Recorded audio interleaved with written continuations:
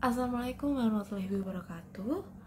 Saya perwakilan dari kelompok 7 ingin mempresentasikan hasil diskusi kami tentang materi Do AI Chatbots Improve Student Learning Outcomes? Evidence from a Meta-Analysis. Sebelum memulai presentasi, alangkah baiknya saya memperkenalkan anggota kelompok saya. Yang pertama ada Anggeleni Puspita Dewi dengan MPM akhir 044. Saya sendiri, Marcella Rosari dengan MPM akhir 056. Lalu ada Putri Pemina Bijantin dengan MPM akhir 058. Lalu ada Nafis Rizky Rasyadi dengan MPM akhir 070. Dan terakhir ada Era Jaseri Anera dengan MPM akhir 077. Nah, di sini saya membahas tentang abstrak. Nah, chatbot kecerdasan buatan atau AI ini kan semakin populer di dunia pendidikan karena popularitasnya itu semakin meningkat. Banyak studi empiris telah dikhususkan untuk mengeksplorasi efek chatbot AI pada hasil belajar siswa. Profilisasi studi eksperimental telah menyoroti kebutuhan untuk meringkas dan menginsintesis temuan yang tidak konsisten tentang efek chatbot AI pada hasil belajar siswa. Namun, hanya sedikit ulasan yang berfokus pada meta-analisis tentang efek chatbot AI pada hasil belajar siswa. Penelitian ini melakukan meta-analisis terhadap 24 penelitian acak dengan menggunakan perangkat lunak Stata versi 14. Tujuan utama dari penelitian ini adalah menguji secara meta-analisis efek chatbot AI pada hasil belajar siswa dan efek modernisasi dari tingkat pendidikan dan durasi interferensi. Hasil penelitian menunjukkan bahwa chatbot AI memiliki pengaruh yang besar terhadap hasil belajar siswa. Selain itu, chatbot AI memiliki efek yang lebih besar pada siswa di pendidikan tinggi dibandingkan dengan mereka yang berada di pendidikan dasar dan pendidikan menengah. Selain itu, intervensi yang singkat ditemukan memiliki efek yang lebih kuat pada hasil belajar siswa daripada intervensi yang lama. Hal ini dapat dijelaskan dengan argumen bahwa efek kebaruan dari chatbot AI dapat meningkatkan hasil belajar dalam intervensi singkat, tetapi efek tersebut hilang dalam intervensi panjang. Desainer dan pendidik di masa depan harus berusaha untuk meningkatkan hasil belajar siswa dengan melengkapi chatbot AI dengan avatar yang mirip manusia, elemen gamifikasi, dan kecerdasan emosional. Di sini saya akan membahas tentang pengantar tentang chatbot AI. Nah, peningkatan cepat dari prosedur kecerdasan buatan AI telah mendorong ketenaran chatbot AI yang sangat luas.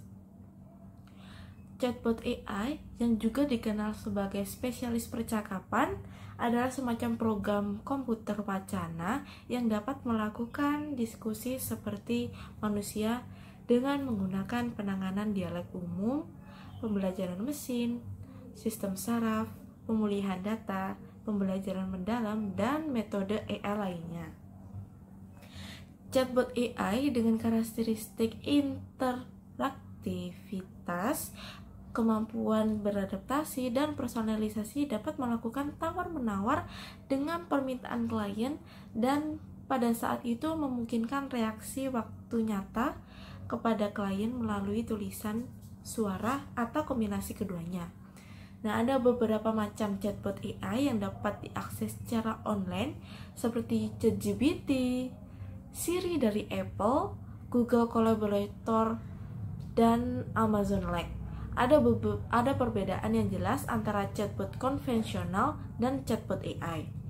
Chatbot konvensional yang juga disebut chatbot berbasis aturan memungkinkan hanya memenuhi tugas tertentu dan memilih reaksi dari basis informasi yang telah ditentukan sebelumnya. Bagaimanapun, chatbot konvensional masih mengalami banyak kendala seperti ketidakmampuan untuk membuat klien tertarik dan memberikan arahan yang dipersonalisasi. Chatbot AI mungkin tidak seperti itu karena tidak ada input klien, tetapi lebih penting lagi belajar dari input klien sebelumnya dan memberdayakan interaksi yang berkembang. Selain itu, chatbot AI dapat mencerminkan kapasitas kognitif manusia, menghitung pemecahan masalah, pemikiran kontekstual, meramalkan, mengatur, dan mengambil keputusan. Selanjutnya, penggunaan chatbot AI dalam dunia pendidikan. Nah, chatbot AI telah berkembang sebagai alat instruksi modern. Instrumen instruktif konvensional hanya menawarkan informasi, sedangkan chatbot AI dapat mengambil peran sebagai kaki tangan kolega dan bahkan pemandu dalam situasi pembelajaran. Chatbot AI tampaknya menawarkan bantuan kepada pelajar untuk mengasah dialek melalui intuitif seperti kaki tangan manusia. Dalam pengembangannya, chatbot AI dapat memberikan materi pembelajaran yang dipersonalisasi kepada peserta didik, memberikan pemasukan dan arahan pada premis 1-1. AI dapat bertindak sebagai kolaborator untuk membantu instruktur melakukan penilaian yang energik terhadap setiap siswa, mengurangi beban kerja, dan beban guru. Karena potensinya, chatbot AI telah digunakan secara luas dalam berbagai disiplin ilmu seperti aritmatika, penelitian otak, pengobatan, dan dialek. Sebuah badan penelitian yang sedang berkembang telah menyelidiki dampak yang mungkin terjadi dari chatbot AI dalam instruksi. Hasil penelitian menunjukkan bahwa chatbot AI dapat memajukan eksekusi ilmiah siswa, memotivasi ketertarikan belajar, dan meningkatkan inspirasi belajar, keterlibatan, dan kemandirian belajar. Selain itu, ditemukan bahwa pemeran pengganti dapat meredakan kegelisahan dan peregangan saat menggunakan chatbot AI dalam persiapan pembelajaran.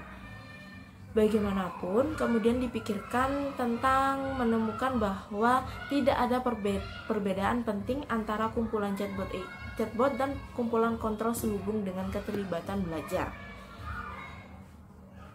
kepastian motivasi, dan eksekusi. Oleh karena itu, sangat penting untuk dicatat bahwa dampak dari chatbot AI mungkin lebih kompleks daripada yang diperkirakan sebelumnya. Selanjutnya, tinjauan sebelumnya. Meta-analisis menawarkan cara untuk menghindari subjektivitas dalam tinjauan dengan mengintegrasikan data dari berbagai penelitian. Namun, ada kekurangan meta-analisis yang mengsintesis temuan yang saling bertentangan dengan dampak chatbot AI pada hasil belajar siswa. Penelitian ini bertujuan untuk mensintesis temuan empiris tentang dampak chatbot AI terhadap hasil belajar siswa. Hasil belajar seperti kinerja, motivasi, efikasi diri, minat, kecemasan, dan nilai yang dirasakan dari pembelajaran.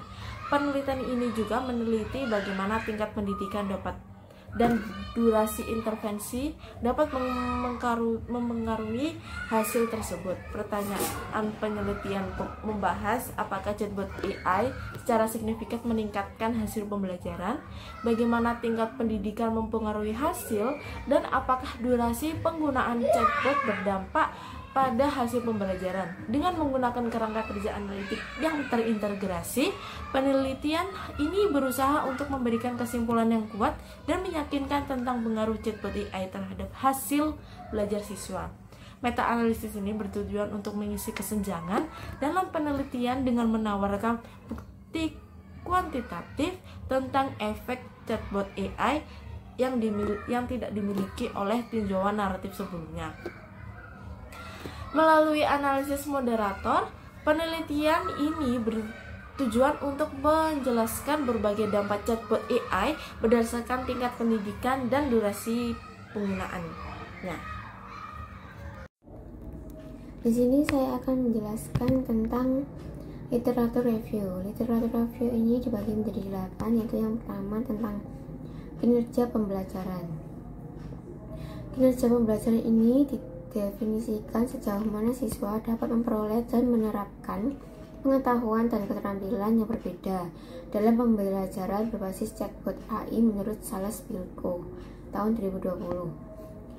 Beberapa sumber yang dikumpulkan peneliti dapat disimpulkan chatbot AI memberikan dorongan kinerja pembelajaran dalam hal berbagai aspek, termasuk perolehan kosakata, tes mendengarkan, tes berbicara, keterampilan menulis, keterampilan tata bahasa, pengetahuan kesehatan, masyarakat, pengetahuan budaya, konsep keperawatan, dan pengetahuan teknologi instruksional. Yang didapat dari H1 yaitu penggunaan chatbot AI dapat meningkatkan kinerja pembelajaran secara signifikan pada level 0,05. Selanjutnya yang kedua ada motivasi belajar. Motivasi belajar secara operasional didefinisikan sebagai keinginan peserta didik untuk berpartisipasi dalam berbagai kegiatan belajar untuk mendapatkan penghargaan eksternal atau perasaan kepuasan dan kesenangan yang melekat. Beberapa penelitian menunjukkan pengaruh positif chatbot AI terhadap motivasi belajar. Dapat disimpulkan chatbot AI memotivasi siswa untuk melatih keterampilan seperti berbicara dalam bahasa Inggris dan keterampilan mendengarkan. Chatbot AI juga dapat meningkatkan motivasi lebih tinggi untuk mempelajari kosakata bahasa Inggris dan juga pengetahuan tentang kesehatan masyarakat. Dari H2 tersebut atau motivasi belajar, yang didapatkan adalah penggunaan chatbot AI dapat meningkatkan motivasi belajar secara signifikan pada level 0,05. Berikutnya yang ketiga yaitu belajar percaya diri. Percaya diri dalam pembelajaran dalam penelitian ini didefinisikan sebagai keyakinan peserta didik terhadap kapasitas mereka untuk melakukan perilaku yang bertujuan untuk mencapai keberhasilan akademis. Efikasi diri dalam pembelajaran merupakan faktor kontribusi yang signifikan terhadap hasil sosial emosional menurut Salas Pilko pada tahun 2020. Mahasiswa Korea yang menggunakan chatbot AI untuk mempelajari kosakata bahasa Inggris memiliki efikasi diri dalam pembelajaran yang jauh lebih tinggi daripada mereka yang tidak, menurut Kim pada tahun 2018. Menurut Lee et al. Tahun 2022 menemukan bahwa mungkin lebih efektif menggunakan chatbot AI untuk meningkatkan efikasi diri dalam pembelajaran mahasiswa dalam proses peninjauan. Mengingat temuan yang tidak konsisten, hipotesis ketiga yaitu penggunaan chatbot AI dapat meningkatkan efikasi diri dalam pembelajaran secara signifikan pada tingkat 0,05. Selanjutnya yang keempat yaitu minat belajar. Minat belajar dipahami sebagai kecenderungan pelajar untuk terlibat dalam kegiatan belajar tertentu selama jangka waktu tertentu menurut Tsai et al. Tahun 2018. Sistem berbasis chatbot AI dapat menawarkan umpan balik efektif kapan saja dan di mana saja. Contohnya adalah umpan balik dari chatbot AI dapat lebih efektif untuk meningkatkan minat belajar calon guru daripada umpan balik yang ditulis manusia secara daring. Selain itu, chatbot AI dapat mendukung untuk mempertahankan minat institusional siswa sekolah dasar dalam membaca ekstensi. Hipotesis yang didapatkan yaitu penggunaan chatbot AI dapat meningkatkan minat belajar secara signifikan pada level 0,05. Yang kelima adalah kecemasan. Kecemasan dalam penelitian ini secara operasional didefinisikan sebagai emosi negatif pelajar berupa ketegangan, kegelisahan, dan keraguan diri akibat kesulitan dan tekanan belajar. Mahasiswa universitas yang menggunakan intervensi yang disampaikan melalui chatbot AI melaporkan kecemasan dan depresi yang jauh lebih sedikit daripada kelompok kontrol. Menurut Close et al. Tahun 2021 menunjukkan bahwa ada pengurangan gejala kecemasan yang signifikan di antara kelompok chatbot AI. Meskipun demikian, tidak ada perbedaan signifikan dalam gejala kecemasan antara kelompok chatbot AI dan kelompok kontrol. Secara keseluruhan, penggunaan chatbot AI dapat meredakan kecemasan siswa di lingkungan belajar. Hasil hipotesis yang kelima adalah penggunaan chatbot AI dapat mengurangi kecemasan secara signifikan pada level 0,05. Yang keenam, nilai yang dirasakan dari pembelajaran. Nilai pembelajaran yang dirasakan oleh peserta didik secara operasional didefinisikan sebagai persepsi peserta didik terhadap nilai konten dan aktivitas pembelajaran dalam pembelajaran berbasis teknologi. Dalam penelitian ini, bukti yang ada menunjukkan bahwa chatbot AI secara masuk akal dapat meningkatkan nilai pembelajaran yang dirasakan. Hasil hipotesis yang keenam yaitu penggunaan chatbot AI dapat meningkatkan persepsi nilai pembelajaran secara signifikan pada level 0,05. Next, yang ketujuh yaitu tingkat pendidikan. Penelitian yang ada menunjukkan bahwa chatbot AI dapat mempengaruhi hasil pembelajaran di tingkat pendidikan yang berbeda.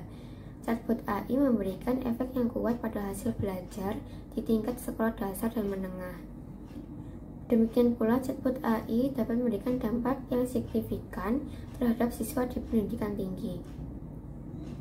Chatbot AI pada pendidikan dapat meningkatkan kinerja belajar mahasiswa dalam proyek berbasis STEAM menurut Gumat pada tahun 2021. Hasil hipotesis yang ketujuh yaitu tidak ada perbedaan signifikan dalam dampak chatbot AI terhadap hasil belajar di berbagai tingkat pendidikan pada level 0,05. Dan yang terakhir yaitu yang ke-8, durasi intervensi. Penelitian sebelumnya telah menganalisa dampak chatbot AI terhadap hasil belajar dalam jangka pendek. Setelah meluangkan waktu 40 menit untuk menggunakan chatbot AI, mahasiswa sarjana tahun pertama menunjukkan lebih tertarik untuk belajar menurut Yin et al. Pada tahun 2021. Para peneliti juga melacak efek AI chatbot pada hasil pembelajaran dalam jangka waktu yang panjang.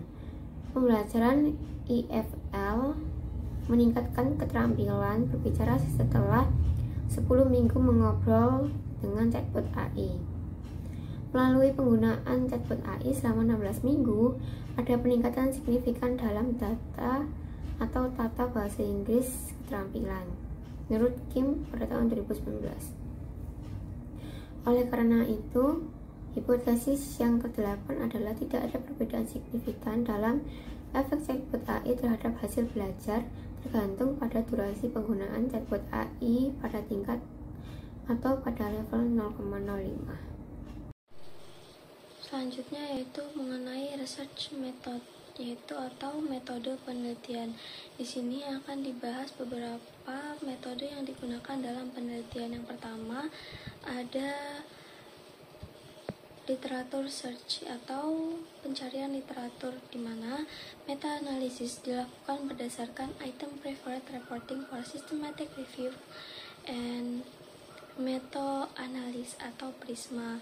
Nah, pada tanggal 4 Januari 2023, peneliti ini melakukan pencarian literatur yang luas dan ketat dalam basis data akademis daring, termasuk Elsevier, Web of Science, Taylor and Francis, Wiley, dan Springer. Nah, hasilnya itu mencakup 141 dari Elsevier, 369 dari Springer, 286 dari Taylor and Francis, 105 dari Wiley, dan 486 dari Web of Science dengan topik yang terkait dengan chatbot kecerdasan buatan atau agent kecerdasan buatan atau chatbot AI atau agent AI. Nah, yang kedua yaitu study selection atau seleksi studi. Nah, publikasi akan dimasukkan dalam meta-analisis ini jika A. Yang pertama, berfokus secara khusus pada dampak chatbot AI terhadap hasil belajar dalam hal kinerja belajar, motivasi, efikasi diri, persepsi nilai pembelajaran, kecemasan, dan minat. Kemudian yang kedua, harus mengadopsi salah satu desain acak terkontrol atau kuasi eksperimental. Kemudian yang ketiga, apakah teks lengkap tersedia untuk dikumpulkan informasi yang memadai tentang desain penelitian dan hasil statistik. misalnya rata-rata dan standar, penyimpangan dari kelompok kontrol dan kelompok intervensi. Kemudian yang keempat ada dirancang dengan baik, kemudian juga ditulis dalam bahasa Inggris. Nah, publikasi akan dikecualikan jika yang pertama tidak dapat menyediakan informasi yang memadai untuk meta-analisis ini meskipun menghubungi penulis terkait. Kemudian yang kedua ditulis dalam bahasa lain selain bahasa Inggris. Yang ketiga yaitu mengeksplorasi chatbot AI itu sendiri, alih-alih efek chatbot AI pada hasil belajar. Kemudian yang keempat yaitu menggunakan chatbot tradisional daripada chatbot AI. Oke, kemudian di sini ada gambar diagram alur atau flowchart yang menggambarkan proses seleksi penelitian untuk sebuah meta-analisis. Nah, jadi meta-analisis ini sebenarnya adalah metode penelitian yang menggabungkan hasil dari beberapa penelitian sebelumnya untuk mendapatkan kesimpulan yang lebih kuat dan komprehensif. Nah, tujuan dari meta-analisis ini adalah untuk mengevaluasi efektivitas penggunaan chatbot berbasis kecerdasan buatan atau AI dalam meningkatkan hasil belajar siswa. Nah, berikut ini adalah penjelasan mengenai diagram tersebut. Yang pertama di sini kan ada total jumlah dokumen. Nah, peneliti ini mulai mengumpulkan sejumlah besar dokumen sebanyak 1.387 dokumen dari berbagai basis data akademik online. Nah, dokumen-dokumen ini terkait dengan penggunaan chatbot AI dalam konteks pembelajaran. Kemudian di sini ada eksekusi duplikat, di mana dokumen yang diduplikat adalah sebanyak 335 dokumen, kemudian dihapus dari daftar sehingga hanya dokumen yang unik yang tersisa. Kemudian yang ketiga ada screening, judul, dan abstrak. Nah, kemudian peneliti akan kemudian menyaring dokumen berdasarkan judul dan abstraknya. Nah, dokumen yang tidak relevan itu ada 686 dokumen yang ditulis dalam bahasa lain selain bahasa Inggris, ada 153 dokumen atau tidak sesuai dengan tema penelitian, ada 16 dokumen yang dikeluarkan. Kemudian yang keempat ada penilaian teks lengkap. Nah, dari dokumen yang lolos tahap sebelumnya, peneliti kemudian membaca teks lengkapnya, yaitu 213 dokumen untuk menilai kelayakannya. Nah, dokumen yang tidak memenuhi kriteria berikut dikeluarkan, yaitu tidak memiliki teks lengkap sebanyak 16 dokumen, bukan desain penelitian eksperimental atau kuasi eksperimental yaitu 82 dokumen, kemudian tidak membahas hasil belajar sebanyak 53 dokumen. Kemudian tidak menyediakan informasi statistik yang cukup pada 38 dokumen.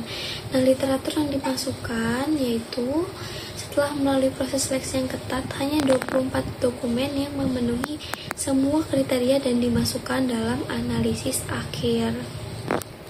Nah, seperti yang sudah dijelaskan sebelumnya, untuk kriteria inklusi dan eksklusi yaitu penelitian yang fokus pada efek chatbot AI terhadap hasil belajar menggunakan desain penelitian eksperimental atau kuasi eksperimental, kemudian menyediakan informasi statistik yang lengkap dan ditulis dalam bahasa Inggris. Kemudian untuk dokumen yang dikeluarkan yaitu penelitian yang tidak memenuhi kriteria di atas, seperti penelitian yang membahas chatbot secara umum, tidak menggunakan desain eksperimental, dan ditulis dalam bahasa selain bahasa Inggris. Oke, selanjutnya yaitu study coding atau belajar coding. Nah, para peneliti di sini mengikuti skema pengkodean yang disusulkan oleh Hopper untuk menganalisis informasi dari penelitian. Nah, mereka itu mencatat berbagai data seperti penulis, tahun publikasi, ukuran sampel, tingkat pendidikan, durasi intervensi, dan hasil pembelajaran statistik. Ada ketidaksepakatan tentang batasan antara intervensi jangka pendek dan jangka panjang, tetapi banyak penelitian merekomendasikan penggunaan 10 minggu sebagai pemisah. Nah, meta-analisis menunjukkan bahwa reliabilitas antara dua peneliti ini cukup baik dengan nilai 0,94. Kemudian di sini ada static analysis atau analisis statistik. Nah, prosedur meta-analitik Q dilakukan menggunakan Stato 14,0 untuk memperkirakan dampak chatbot AI pada hasil pembelajaran. Nah, ukuran efek diukur dengan rata-rata terstandarisasi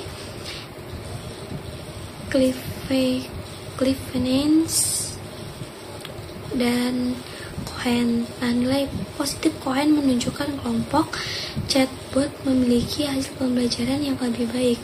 Uji homogenitas dilakukan dengan uji Cochrane dan statistik untuk menentukan jenis model meta-analisis. Nah, heterogenitas signifikan jika nilai P kurang dari 0,05. Model efek fiksasi digunakan jika nilai heterogenitas adalah 50% dan efek acak jika 50%. Nah, nilai heterogenitas substansial jika 50-90% dan cukup besar jika 75%. Nah, peneliti aktif menganalisis moderator untuk melihat dampak chatbot AI pada hasil pembelajaran. Nah, durasi intervensi dan tingkat pendidikan berpotensi menjadi faktor yang secara signifikan memoderasi dampak teknologi ini. Nah, kemudian ada materi selanjutnya yaitu hasil. Nah, yang pertama itu ada hasil belajar atau learning outcomes. Nah, seperti yang ditunjukkan pada tabel 1 atau pada tabel yang berikut ini, ukuran efek ditemukan heterogen secara statistik dalam hal kinerja belajar. Nah, Q itu sama dengan 372,22, kemudian DF sama dengan 20, terus ada I2 sama dengan 94,6%, kemudian ada P lebih kecil dari 0,001. Nah, kemudian ada motivasi, Q-nya itu 7,88, DF-nya 2, I2-nya 74,6%, kemudian P-nya sama dengan 0,019. Nah, efikasi diri yaitu Q-nya 22,74, DF-nya 3, I2-nya 86,8%, P-nya lebih kecil dari 0,001. Kemudian ada minat, Q-nya itu 102,45, DF-nya 6, I2-nya 94,1%, kemudian P-nya 0,014. Nah, kecemasannya, Q-nya itu 7,17, DF-nya 2, I2-nya 72,1%, P-nya 0,028. Nah, pernilai pembelajaran yang diterima yaitu Q-nya itu 57, DF-nya 3, I2-nya 94,7%, kemudian P-nya kurang dari 0,001. Nah, dan hasil pembelajaran secara keseluruhan yaitu Q-nya 686,59, DF-nya 41, I2-nya 94%, P-nya lebih kecil dari 0,001. Nah, kemudian ini akibatnya kami mengadopsi model efek acak untuk menghitung ukuran efek. Nah, yang kedua itu ada tingkat pendidikan yaitu educational levels. Nah, tabel 2 atau tabel ini menunjukkan bahwa ukuran efek keseluruhan chatbot AI pada siswa pada tingkat pendidikan yang berbeda dapat dianggap secara signifikan heterogen. Nah, Q-nya ini 686,59, DF-nya 41, I2-nya 94%, dan P kurang dari 0,001. Secara khusus, ukuran efek dapat ditemukan secara signifikan heterogen di pendidikan dasar, yaitu Q-nya 18,51, DF-nya 2, I2-nya 89,2%, P-nya kurang dari 0,001. Nah, pendidikan menengahnya yaitu Q-nya itu 33,66, DF-nya 4, I2-nya 88,1%, P-nya kurang dari 0,001. Dan pendidikan tingginya yaitu Q-nya 625,89, DF-nya 33, I2-nya 94,7%, dan P-nya kurang dari 0,001. Nah, oleh karena itu, model efek acak digunakan untuk menguji ukuran efek pada tingkat pendidikan yang berbeda. Nah, selanjutnya ini yang ketiga ada analisis sensitivitas atau disebut sensitivity analysis. Nah, untuk menguji kekokohan hasil meta-analisis, kami melakukan analisis metode sensitivitas menggunakan metode eliminasi satu persatu, ya seperti atau yang dilampirkan di gambar sebelumnya, yaitu gambar 2. Nah, hasil meta-analisis tidak terpengaruh ketika penelitian tertentu dikecualikan. Nah, semua perkiraan dapat berada dalam area antara batas kepercayaan 95% bawah dan atas 95% atau CIY sama dengan 0,54, kemudian 1,29. Nah, selanjutnya ini ada bias publikasi atau publication bias. Nah, peneliti mengevaluasi bias publikasi mengenai hasil pembelajaran menggunakan plot corong, test back, test eager, dan test trim and fail. Nah, dari gambar 3 atau gambar ini terlihat bahwa plot corong sedikit asimetris. Nah, kemudian test eager dan test back digunakan untuk menilai bias publikasi. Tes eager menunjukkan tidak adanya bias publikasi dalam motivasi belajar, sedangkan tes back menunjukkan tidak adanya bias publikasi dalam motivasi belajar.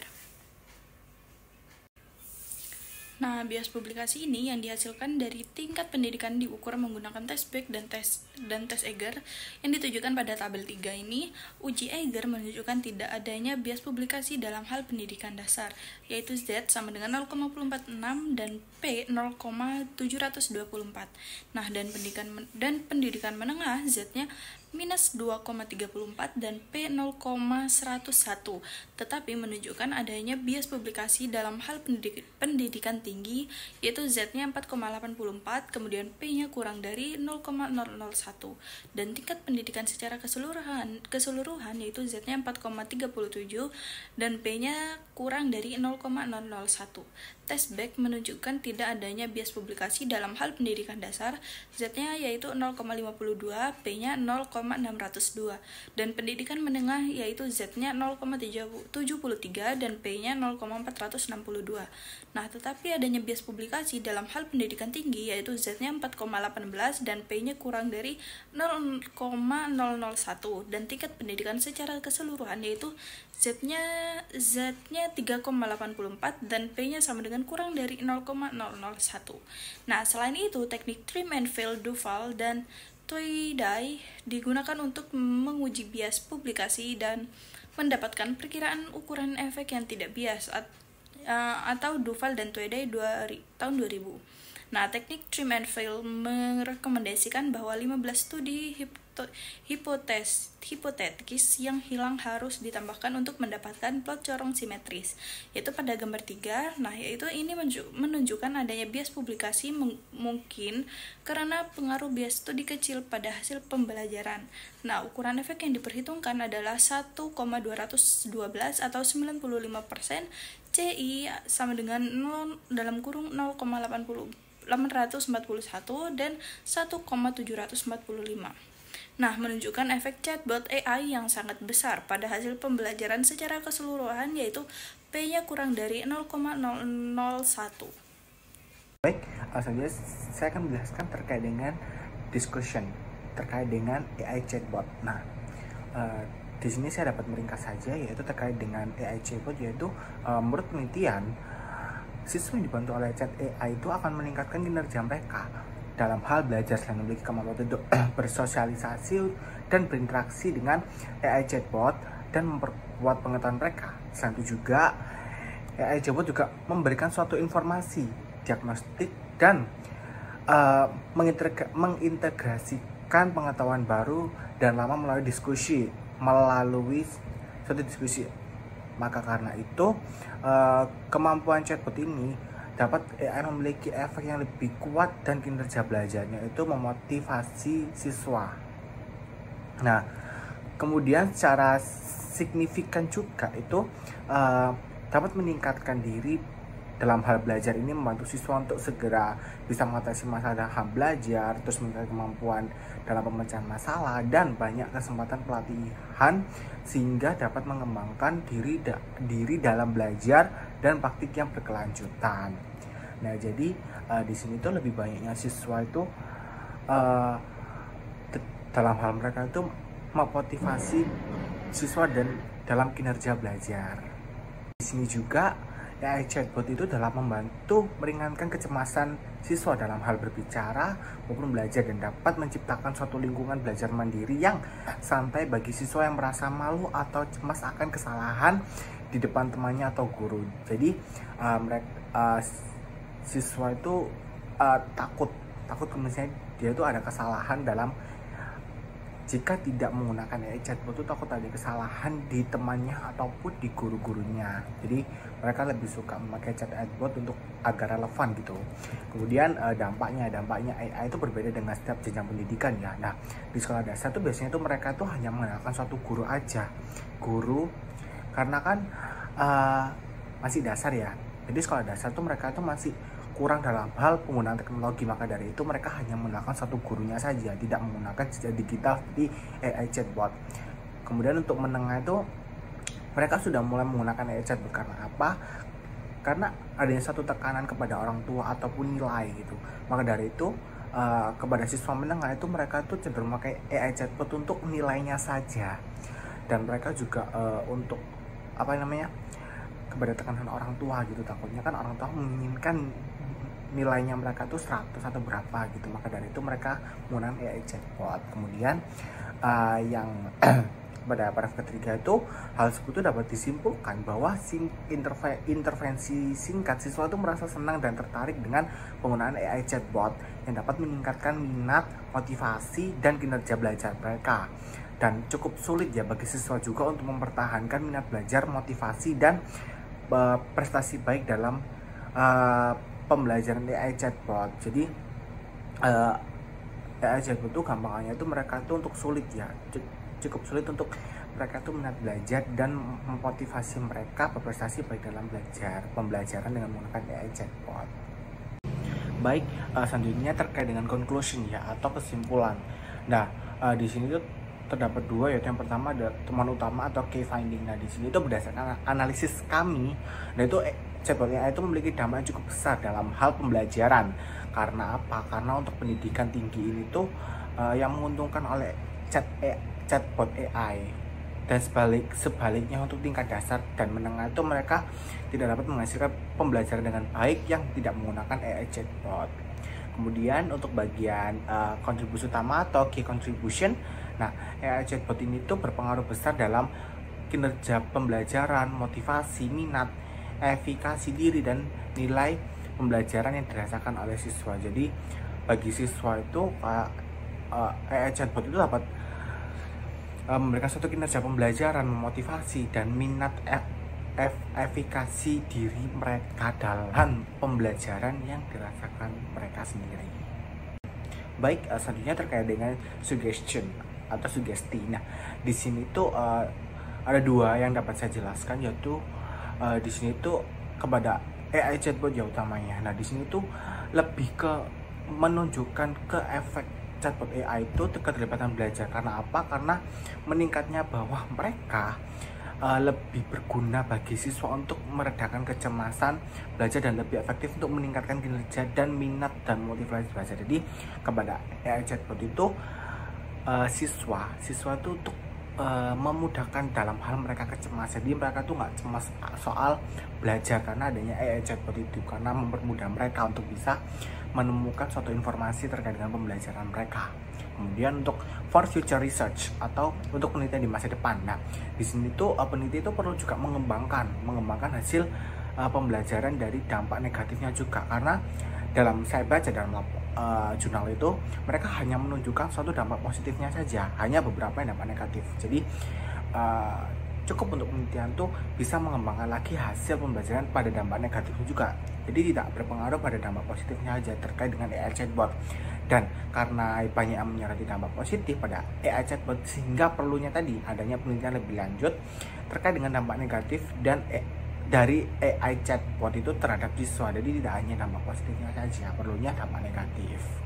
Oke, terima kasih. Sekian dari presentasi terkait dengan jurnal kami. Sebelumnya kami mohon maaf jika ada kesalahan kata maupun perbuatan selama presentasi kami. Terima kasih. Wassalamualaikum warahmatullahi wabarakatuh.